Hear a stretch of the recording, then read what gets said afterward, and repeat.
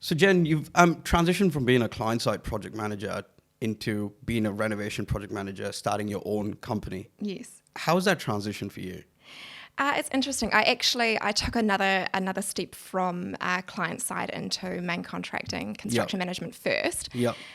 So I started off in infrastructure and then major projects, very much concrete and steel. Yep. Wanted a bit of a change of pace and something a little bit more interesting, so moved into high-end corporate fit-out. Yep. So a little bit more of the fun design, aesthetically pleasing stuff. Yeah. And that I always kind of had an interest in, I guess, interior design, and really wanted to be helping homeowners to create that in their homes, but using the skill set of project management. And I think that a lot of homeowners are worried about budget blowouts on renovations, and I saw a gap in the market to kind of offer those services. And an opportunity presented itself to work on a really cool project, converting a heritage hall into a family home. Just as I was going on maternity leave. So I jumped into that, and I worked on that project in the first 6 months that I was on maternity leave, and that's how my consultancy was born. Oh, wow. Yeah. Well done. So you do design?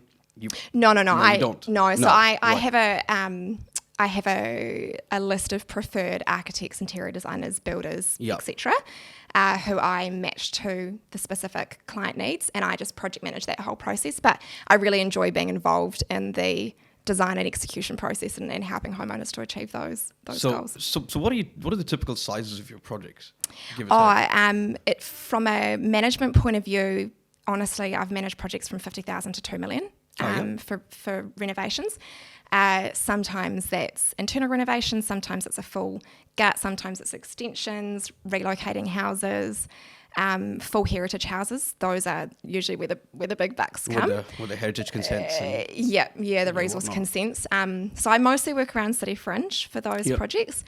And then what I found when I started my business was that actually a lot of homeowners need project management help but can't necessarily afford to hire a project manager because it does come with a bit of a price tag.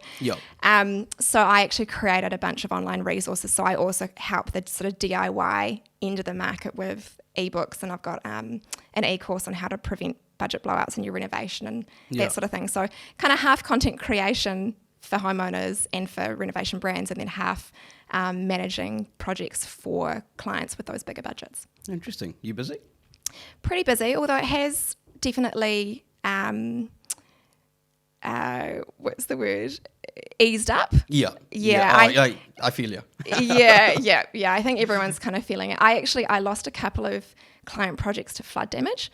So projects that were going to kick off, and then the properties flooded. And of course then they have to kind of stop and go through that insurance process first. And that sometimes there's a shortfall on insurance, so there's not necessarily budget for a project manager. So that's been a bit gutting. But then on the flip side, I'm also doing a lot of peer reviews of insurance assessments at the moment, and just helping, particularly when homeowners are choosing to take a cash settlement from their insurance company as opposed to getting them to actually do the works, which is taking longer.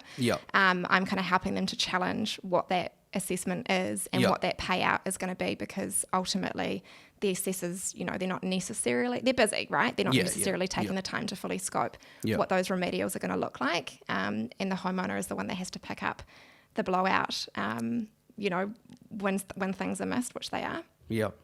Interesting. Yeah. So let's just step back to that transition though. Yep. What triggered the transition from going client-side project management to main contractor to starting your own consultancy? That's actually exciting because I've kind of done something similar. Yeah. And it's real daunting for me. Yeah. So from client-side construction manager to fit out, lots of different things. I'd very much run my course in major projects and base build. Burnt out? And pardon? You burnt out? I burnt out a number of times. Had a couple of hospital stints, and to be fair, I was completing my engineering masters and doing a renovation at the same time, so there was a lot on, and I really needed a change of pace. I also, in my client side role at Auckland Airport, I is where I met my husband. Yeah. And it was getting to a point where one of us really needed to leave. Yep. Shout out to Brad Jones. Shout out to Brad Jones, who was on an earlier episode. So, and I, like I said, I had an interest in design, and I really wanted to make that shift into fit out. Yeah. But not necessarily retail, sort of more commercial, to get a little bit more exposure to that side of the construction market. And yeah, so I went into a full methodology company.